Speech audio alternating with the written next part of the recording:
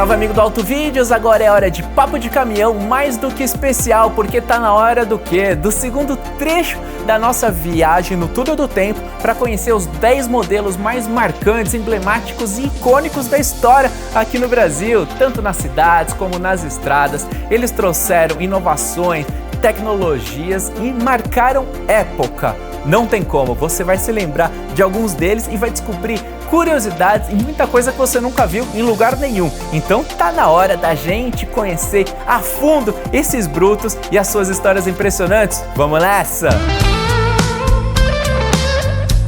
Para começar essa lista aqui, um caminhão que tá no coração de todo mundo aí, também com certeza marcou a vida de praticamente todos os brasileiros. Tô falando dele, o Mercedinho, o Mercedes-Benz 608D.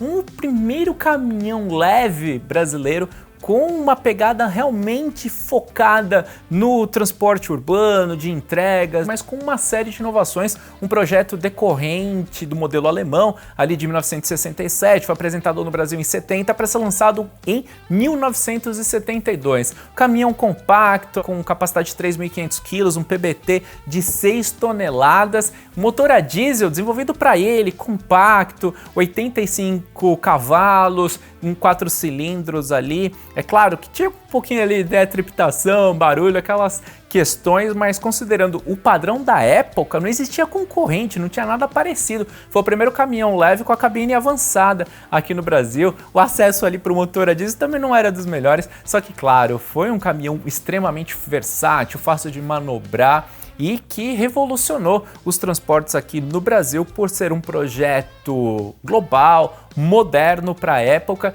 e com todas essas possibilidades de um uso versátil, com custo operacional baixo, facilidade de manutenção, de mecânica e também considerando toda a capilaridade da rede de distribuição da Mercedes-Benz, é um caminhão que vendeu muito e a gente sabe que ainda tem muitos rodando aqui no Brasil. Para os padrões da época, ele oferecia muito e não tem como, o nome Mercedinho ficou clássico aqui no Brasil e depois ele acabou tendo um sucessor, o 709, no final dos anos 80. Hoje, quando a gente pensa em Mercedinho, a gente tem o Acelo aí que faz bonito no mercado também. São caminhões que têm essa proposta, né, de simplicidade, robustez para o tráfego de curtas distâncias, principalmente nas cidades, e quem inaugurou isso de uma forma mais marcante e efetiva aqui no Brasil foi o 608, por isso que ele abre essa lista agora, só que tem caminhões mais pesados vindo pela frente.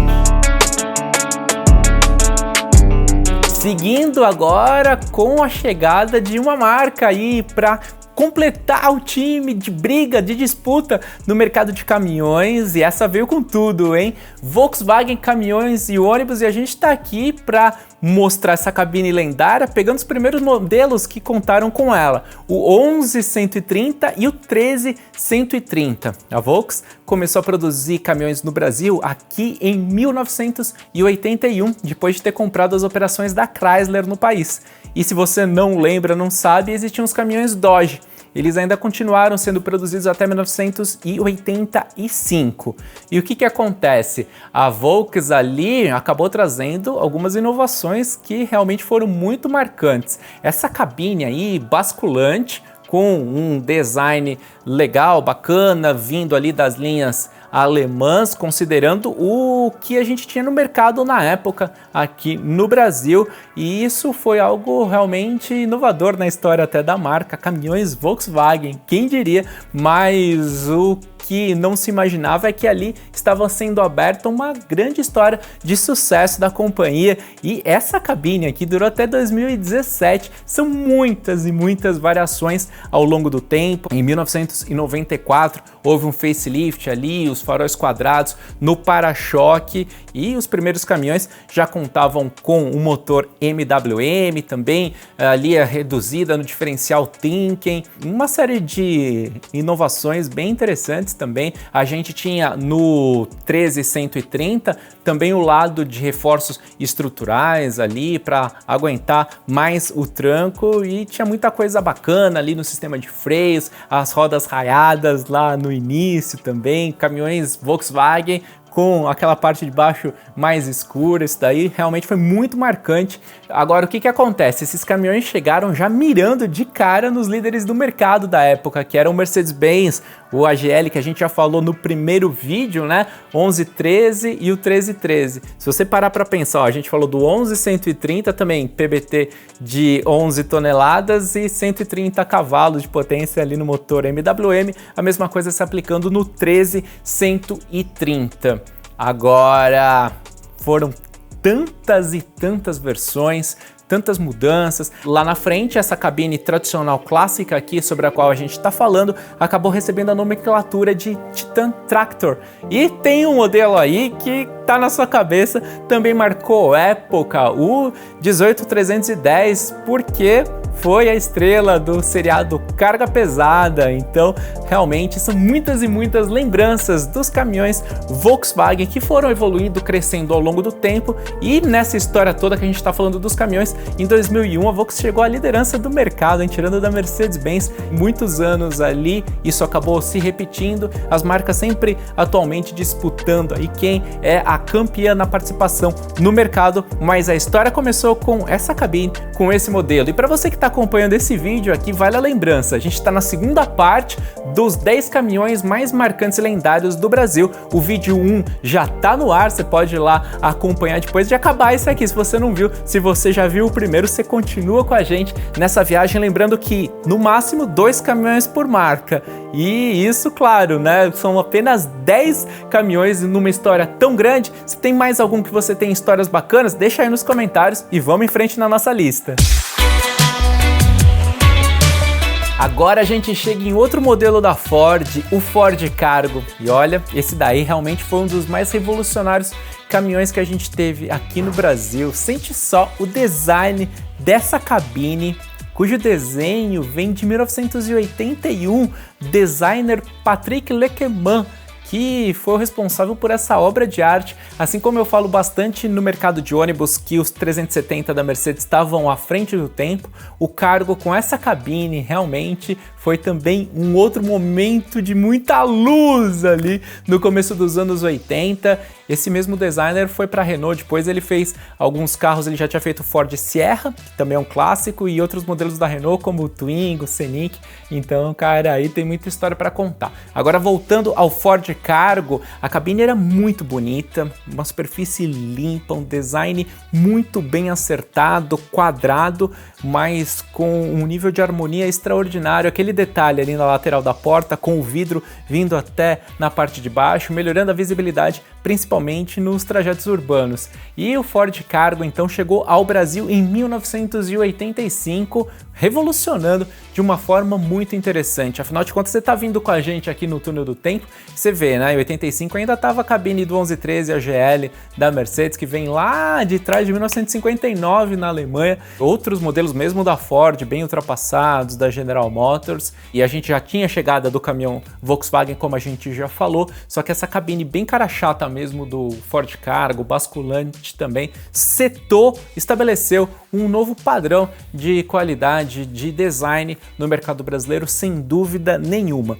Os principais modelos ali na fase inicial do Ford Cargo vindo com motor MWM, e isso é muito interessante. A gente tinha ali versões 1113 até chegando ao 1517 nas primeiras configurações do Ford Cargo aqui no Brasil, e depois a Ford adotou também os motores Ford Diesel aqui no Brasil. É interessante isso daí. Eram os primeiros Ford com motor Ford aqui no Brasil, efetivamente. Tinha a versão aspirada e tinha a versão também turbo. Você lembra daqueles Cargo com turbo ataque na frente? Isso daí foi muito marcante na minha infância, lembro muito bem deles, muito bonitos. E só que MWM acabou não ficando por muito tempo. Na sequência, a Ford também começou a trabalhar com os motores Cummins. E o que é interessante na linha Cargo, né? É que ela também ficou por muito tempo aqui no Brasil. Ali por volta de 2001, 2000, houve um facelift, e depois a segunda geração de cabine ali, já aproveitando também a mudança nas motorizações por conta do padrão Euro 5, acabou acontecendo em 2012 e claro, né, o Cargo ficou no mercado até o melancólico fim da Ford Caminhões aqui no Brasil, que ocorreu em 2019, mas ainda estava presente o Cargo também, inclusive com as configurações para o segmento leves e também cavalo mecânico. Legal isso porque a gente vendo a Ford voltando a puxar carreta, a gente falou do F8500 aqui lá do passado e os Cargo acabaram tendo essa possibilidade também. E olha só, nessa salada gigantesca de motorizações e tudo mais, uma coisa aí para deixar o Henry Ford de cabelo em pé, onde ele estiver, seja em qual for a dimensão. O lance é que houve Cargos também equipados com motor Iveco, né, da FPT. Isso daí é algo muito curioso e a gente teve modelos do Cargo com essa possibilidade, com essa configuração também. Então o Cargo é muito emblemático justamente por ter trazido esse novo padrão e vale a curiosidade também, é um modelo tão revolucionário que foi exportado do Brasil para os Estados Unidos, substituindo a antiga Série C lá nos Estados Unidos. E também aqui vale um adendo, eu falei de alguns caminhões clássicos aqui e também vamos ter um momento legal patriota aqui, modelos da Mercedes-Benz, da linha AGL foram exportados para os Estados Unidos, também os Volkswagen que eu já falei aqui neste vídeo também, isso daí é algo impressionante. Então se a gente está falando de caminhões lendários, tem fundamento e são aqueles que marcaram época aqui no Brasil, só que agora vem duas máquinas que é de cair o queixo e eu acho que você estava esperando por elas. Vamos lá! Agora sim, chegou a lenda das lendas, o rei da estrada, sente só, Scania 113, mais lendário da marca, não tem como ser diferente. Esse modelo com esse design absolutamente extraordinário. Vale lembrar que 113, 3 no final, indica que é a série 3, a geração 3. A gente estava falando lá atrás do 111, que é considerado a geração 1.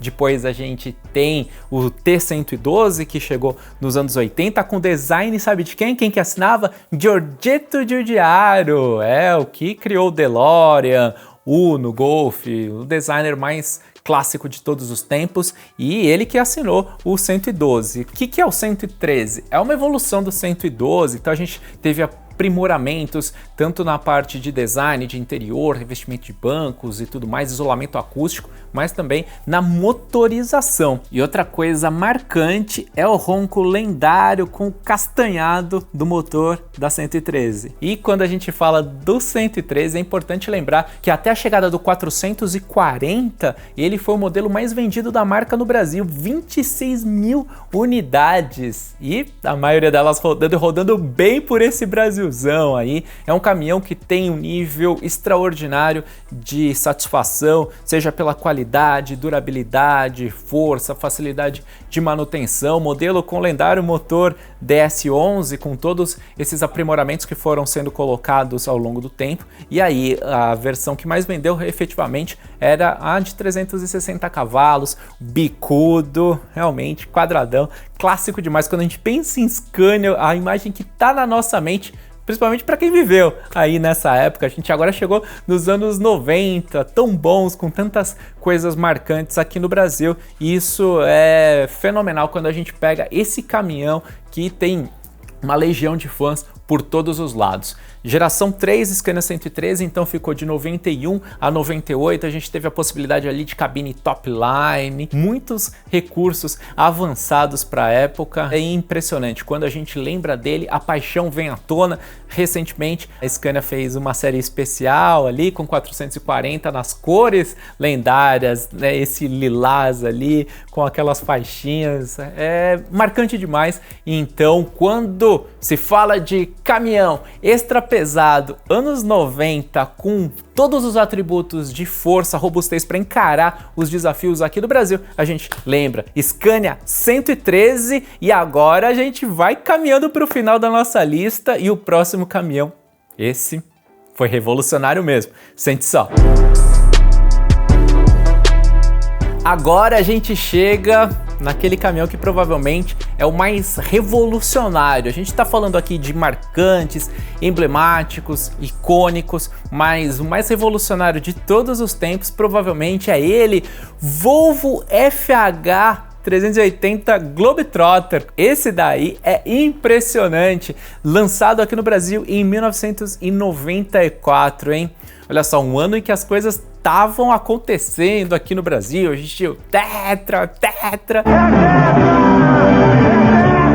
O Volvo FH veio com um padrão aí completamente diferenciado. Seria como se fosse uma grande espaçonave chegando aqui, porque as inovações eram muito, mas muito marcantes. Mas antes de eu falar delas, olha só essa foto aí que curiosa. Eu tava lá, Brasil Transpo no lançamento, tá aí. Eu ali pequenininho, do lado do caminhão e meu irmão ao volante, meu irmão que hoje é designer automotivo, leu na matéria também. Para você ter uma ideia, é tão revolucionário esse projeto que a Volvo investiu $1 bilhão de dólares na época, é muito mais do que $1 bilhão atualmente, no desenvolvimento desse projeto e houve muitas inovações. Para começar, a gente tem esse design muito harmônico, limpo da dianteira, dessa cabine frontal, cara chata, e ele foi um divisor de águas. Dali para frente, o crescimento dos cara chata foi sendo exponencial. Eu diria até hoje eles dominarem completamente o nosso mercado, mas o FH 380 foi fundamental nesse sentido. Então, essa cabine foi desenvolvida em túnel de vento, principalmente a cabine Globetrotter, que é aquela mais elevada. Olha, lá dentro chegava a 1,95 de altura, tinha 2 beliches ali atrás, permitindo uma presença confortável também para o segundo motorista. E é essa a grande pegada, né? Um caminhão estradeiro, um extra pesado, já pensando em longas distâncias. É o elemento mais característico desse modelo. Ele tinha o motor D12A da Volvo, chegando a 380 cavalos, um torque de 1.700 Nm e o câmbio era um SR 1700 de 14 marchas, sendo 2 extra reduzidas. E um detalhe, hein? Isso é muito interessante. Era a volta dos caminhões importados aqui no Brasil. A gente teve um hiato gigantesco aí. Lá atrás, no começo da nossa história, a gente falou dos Fenemês e como só existiam caminhões importados naquele contexto dos anos 50 no Brasil. Aí só a partir de 1994 até 98, o FH vinha da Suécia. Que máquina, hein? Vinha no 4x2 com essa configuração aí de 380 cavalos. Depois, quando ele foi nacionalizado a partir de 98, tinha a opção também de 420 cavalos. Um caminhão que trazia, por exemplo, no motor também uma série de inovações ali, de cabeçote, de comandos, um nível de performance muito, mas muito interessante. No conforto, na segurança, na ergonomia, a gente também tinha o basculamento automático, freios ABS, cabine estampada com aços de alta resistência, contribuindo para a segurança. Vários detalhes acabavam contribuindo de uma forma bastante significativa, pensando justamente nisso, né? Um caminhão de alto desempenho, confortável, seguro para longas distâncias. O FH é absolutamente impressionante quando a gente pensa em todos esses conjuntos. Também muito confortável, né? Então era suspensão a ar, bolsas pneumáticas, isso daí foi fazendo com que ele ganhasse cada vez mais mercado e hoje a gente sabe que a linha FH, que vem já em novas gerações até o mercado atual e chegando até nos 540 cavalos, é um modelo aí que está sempre ali encabeçando os rankings de venda. Por isso é importante lembrar, faz mais de 25 anos que começou essa história e na Fenatran de 2019 a gente mostrou de perto o FH novo em homenagem ao FH antigo e agora sim, tá aí esse modelo da Volvo para fechar esse ciclo aqui com os 10 caminhões mais marcantes, revolucionários, lendários da história do Brasil. Só que tem um bônus especial para você e eu gostaria de lembrar também uma iniciativa nacional,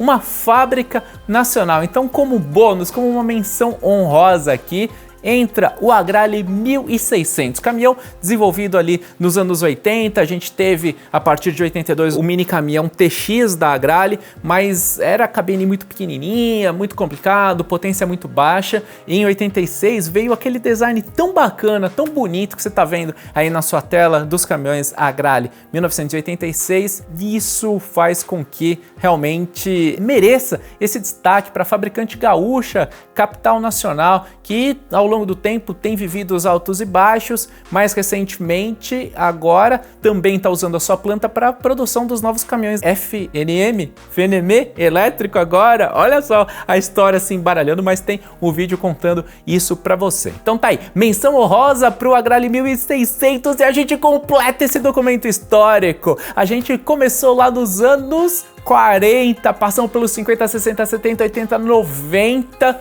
Por quê? Era interessante pegar modelos que já têm um espaço em relação ao tempo atual, para que a gente possa contar dessa maneira entusiástica de ressaltar grandes lembranças desses modelos. Agora, como eu falei, a gente tinha o limite de 2 caminhões por marca, só 10, com certeza tem mais um montão de caminhões aí que marcaram época, e eu vou estar lendo os comentários de vocês aí também, pra gente lembrar de outros modelos, ouvir as histórias. Eu, por exemplo, acabei não falando no vídeo do 1113, mas minha mudança do Rio Grande do Sul para São Paulo veio em 2012 no 111371, único dono. Então, o que não faltam são histórias, e por isso a gente precisa homenagear esses gigantes e, claro, você também, caminhoneiros que são os valentes, os verdadeiros heróis aí para trafegar nas condições sempre desafiadoras aqui no Brasil. Mas o momento é de festa, eu fico muito contente com essa viagem aqui. E agora, deixa o seu like, se inscreva no canal e lembra